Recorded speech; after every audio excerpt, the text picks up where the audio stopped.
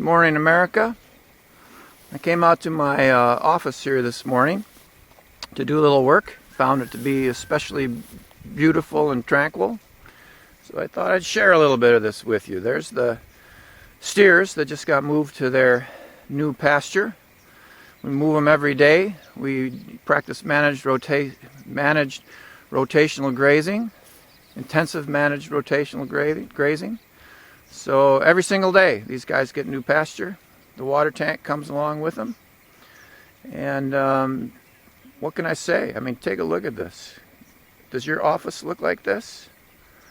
If I pan over to this area over here, you'll see where the egg birds are with their portable chicken house on a hay wagon, completely self-contained with water, feed, everything.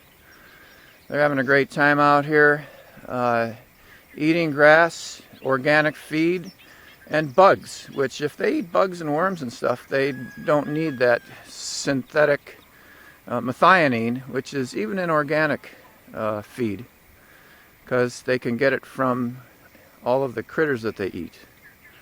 If you look at this fence row here in front of us, you'll see that it's actually a swale, which is an Australian method of distributing water that falls on your land. We've got several swales in this field here, catching and redistributing water, so it soaks into the ground and waters things that we want instead of running off into the swamp. If you look at these little trees right here in front of you, these are all hazelnuts that are going to get to the size where when they start producing we can either collect the nuts and sell them, or we can just let them fall on the ground where chickens and pigs will eat them, and then we'll be buying less feed than we even do now. It's a pretty great way of life.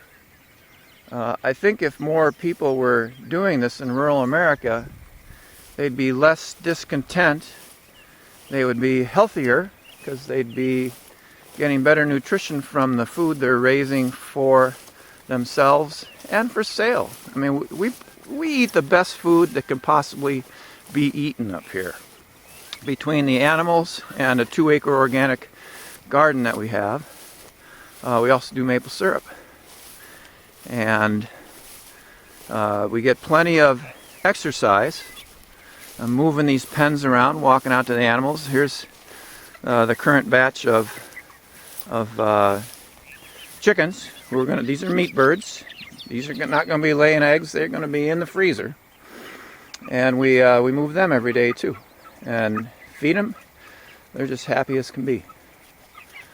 My own personal opinion is that if we had some kind of new version of the Homestead Act and got more people out on the land doing this kind of agriculture, we'd have happier, healthier rural areas, instead of people trying to get jobs in your classic fast food economy, or just little bits of manufacturing that come here and there.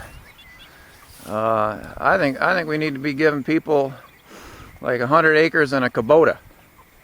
Get them out here raising food, living the good life, making some money. And seriously, wouldn't you rather be coming to this office instead of your office? I get to do this every day. And in the wintertime, I get to take it off because it gets too snowy, and we just do some minimal maintenance with some animals that we have around in the wintertime, and that's when we enjoy our grandchildren.